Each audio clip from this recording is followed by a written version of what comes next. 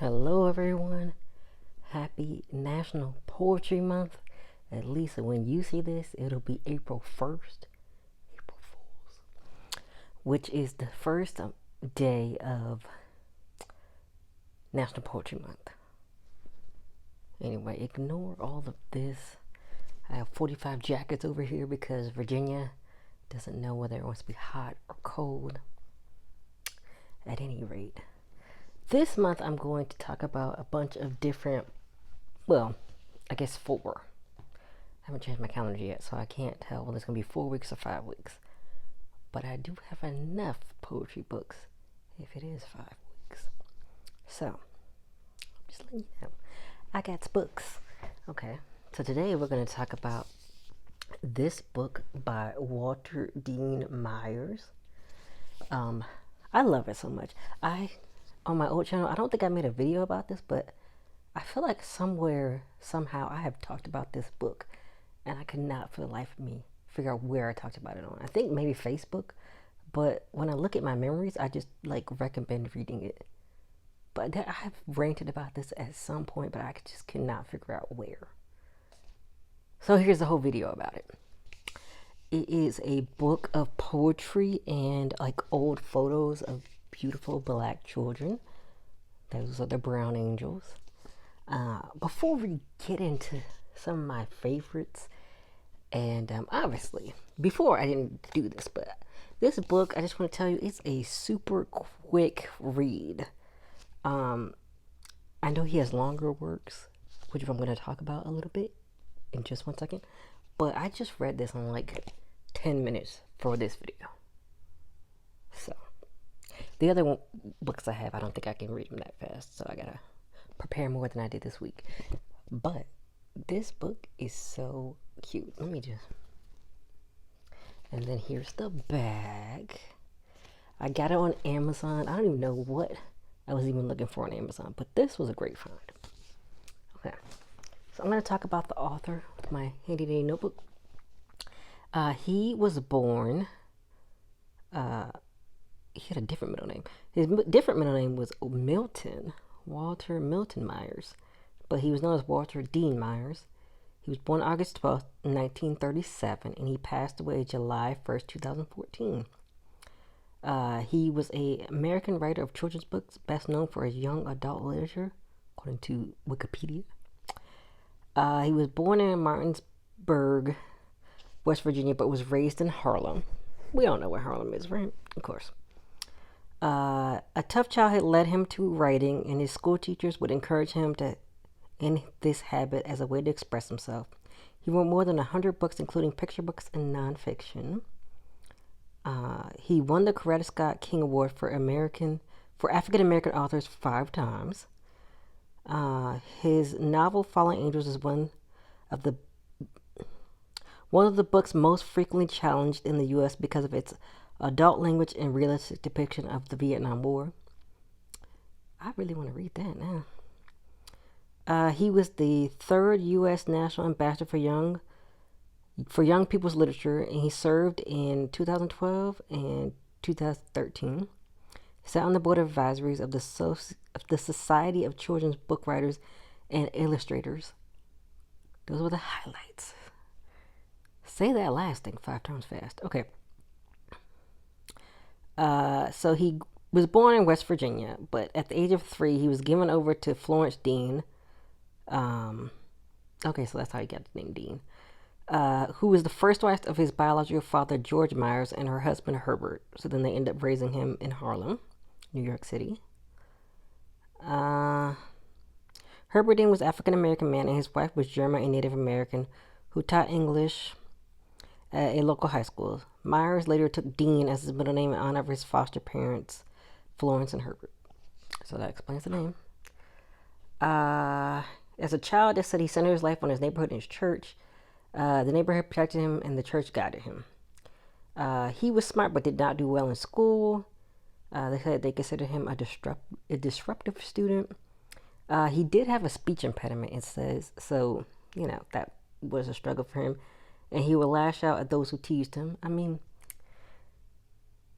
speaking of teasing, after the whole Oscar debacle, with Will Smith and Chris Rock. I'm not saying you should just go smacking people if they make fun of you or your wife. But you might get smacked if you say something about somebody's wife. I'm just saying. It happens. But anyway, that's all I'm gonna say about that. I think Will could have definitely dealt with that differently. But, you know, I'm going to go a slight tangent. As a celebrity, you kind of deal with a lot of stuff. Sometimes stuff gets to you. I'm sure it does, That's all I'm going to say. I'm going to cut that out because that's not what this video is about. All right, so let me get back to that. I'm going to skip over a little, y'all. I did not make any notes. So Myers wrote well in high school, which his teacher Bonnie Liebau recognized. She thought he would drop out, so she told him to focus on his writing and keep writing no matter what. So yeah, that's what he did. When he was working construction, he thought about her words, and he was like, okay, I'm going to really go after this. He would write at night after his job. Writing about his difficult teenage years. When he asked what he valued most, he replied, my books. They were my only real friends growing up. He ended up dropping out because he had to join the army. So, teacher was I guess she was right. He did drop out. He struggled to find work after leaving the army and figuring out his purpose. And then he remembered the advice his teacher had given him, so he started writing columns for men's magazines. He read the book Sonny's Blues by James Baldwin, which takes place in Harlem and focuses on African American characters. Then he was inspired to start writing stories based on his own experiences growing up. He lived with his family in New Jersey. His family included his wife, son, and author, who was also an author, Christopher Myers, another son, Michael, six grandchildren, and 2 great-grandchildren, a daughter named Karen that passed away before him. He was a prolific author. He wrote over 100 books for children and young adults in his 45-year career. That's a long time. Myers' writing focused on his hard experiences as a teenager, and he worked to show troubled teens that reading is necessary in life. That's good. I just talked about him being the National Ambassador for Young People's Literature by appointment of the Library of Congress. Let's see if I can talk today. So he had done that in 2012 and 2013. I talked about that a little bit. He used the slogan during his time as the National Ambassador for Young People's Literature. He used the slogan, reading is not optional, to inspire teens to read. I feel like that's a really great thing for teenagers to know. On July 1st, 2014, he died at Bethel Israel Medical Center in Midtown Manhattan after a brief illness. His last written work was an op-ed for the New York Times, Where Are the People of Color in Children's Books, in which he calls for more complete representation of African Americans in children's literature. A We Need Diverse Books grant and award were named after him. So yeah, that's a little bit about him. Just get my notes together next time. But that's a lot to know about him. That's really inspiring to me because I've been thinking, you only live once. You gotta live your dreams. I really want to push myself. I really need to push myself. So yeah, that really inspires me. So now we're going to get into this book that I have of his, which I would really love to read more of his books. But this is just one of my favorite books ever. It is just so sweet and so precious. He talks about going to different flea markets, museums, and things to find the pictures of these beautiful, beautiful black children. And that he loves children. I just read this part. Let me see what he said.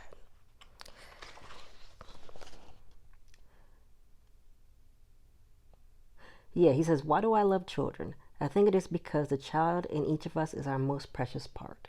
Which I really agree with. Childhood Children remind us of a time of innocence, a time of giving, and an unfettered love of life. This man about to make me cry. Okay. So now let's get into the book. I tell you, I love it. I will say, the only thing is, some of these are really short poems.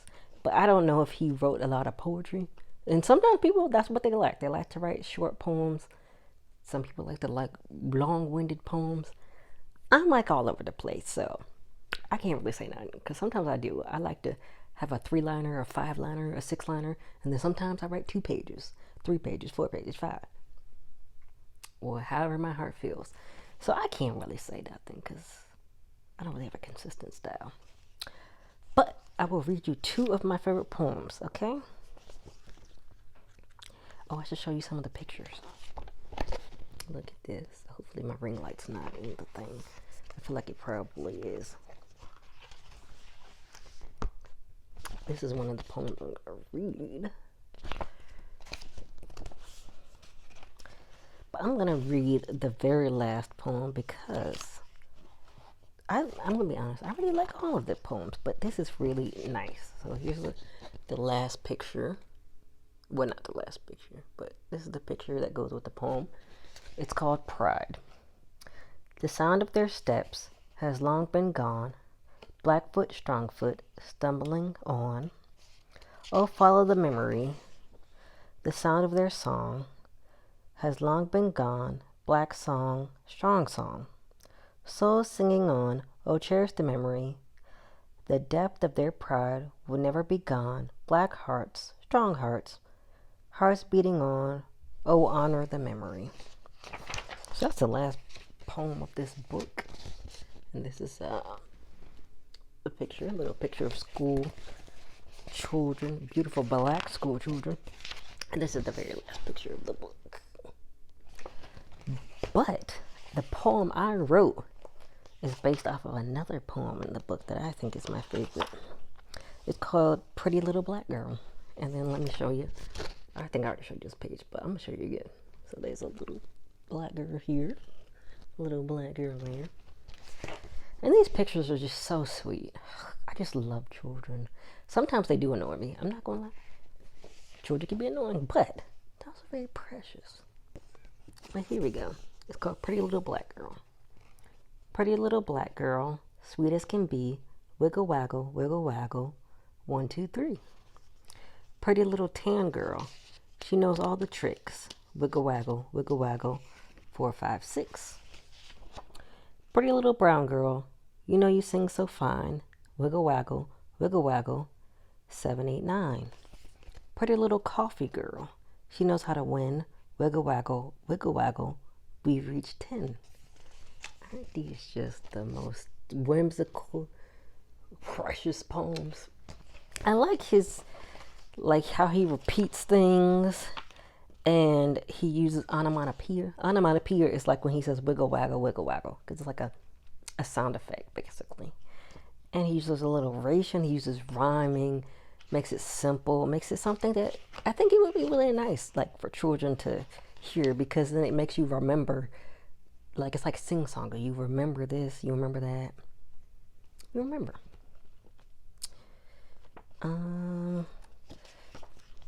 This one is really cute. I'm gonna read one more, and then I'm gonna read my poem.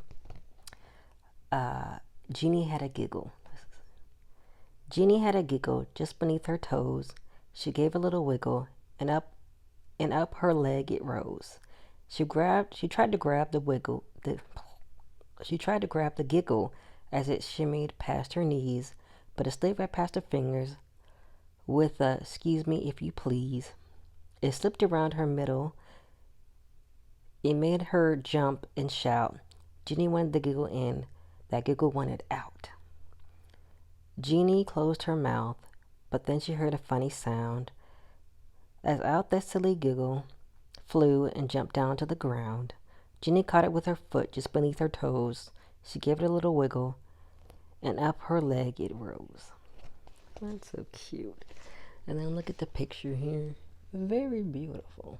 I hope these are good pictures, because, I hope I'm showing them good to you. But yeah, The one that I did my poem to is called Pretty Little Black Girl, because I inspired by that poem before that Jenny had a good one.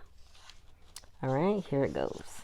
And I did something really old school. I wrote it because this notebook, look at how beautiful this is. And I never use it. And I want to finish this notebook out because it's just so beautiful. I bought this 2015. It's been like 7 years. Can't do math. I really can't do math, y'all, sometimes. But here we are. Okay, here it goes. Pretty little black girl. Pretty little black girl, as cute as can be. Wiggle waggle, wiggle waggle. 1, 2, 3. So I changed up a little bit, but I kept some of the stuff because I thought it's a cute form. So yeah. Pretty little tan girl loves to play in the sticks. Sticks is like woods, y'all. If y'all didn't know that. If you live in the sticks, you live in the woods. Wiggle waggle, 4, 5, 6. Pretty little brown girl. She loved to whine. Like not like whine, like cry, like dance. Because he said something about dance. I thought that was cute. Wiggle waggle, 7, 8, 9. Pretty little coffee girl. She has the prettiest grin. Wiggle waggle. We've reached 10.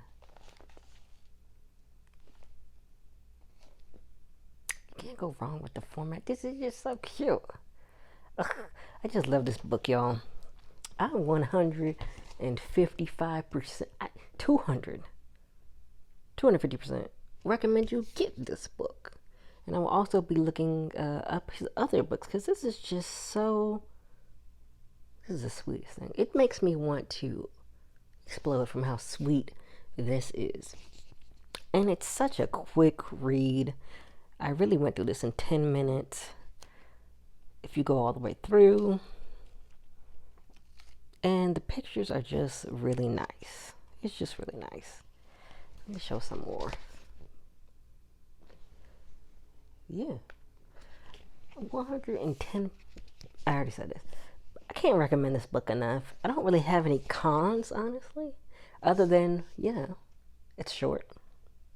It'd be nice to have more photos and poems. That's the only that's the only con I can see. But you know what? It's nice, straight to the point. You have the lovely pictures of these beautiful brown children. Both little boys, little girls, classrooms of people. Look at these two little boys. One on a little bike. One is holding a chair. Go get this right now. I swear. Please go get this right now. But yeah, that's my video for this poetry week. I'm going to be reviewing other books. I'm not going to try. I'm going to do 2 books I've already read. And this book I've already read. So it's going to be one of the books I've already read. I'm going to read another book that I've already read. But they're all going to be poetry books. This is going to be a slight tangent in that video. But I have contemplated doing another book. But it's kind of like a mixture of poetry and other stuff. So it's not strictly poetry. So I might hold that one off for a different time. Maybe after Poetry Month or something. But yeah, I hope you all are having a good 2020. We're almost halfway there. Halfway there. Just April. Yeah, just June. We'll be halfway through the year. So I made a video about my goals, but I have not re-uploaded it. And I should, so that I can make sure that y'all make sure that I'm on my goals. I'll do that at some point. But yeah, thank you for watching my video. If you're watching it, I hope you enjoy all these poetry books. I feel like I'm gonna enjoy them a lot. I got one book about written by Rumi. I hope I'm saying anything wrong.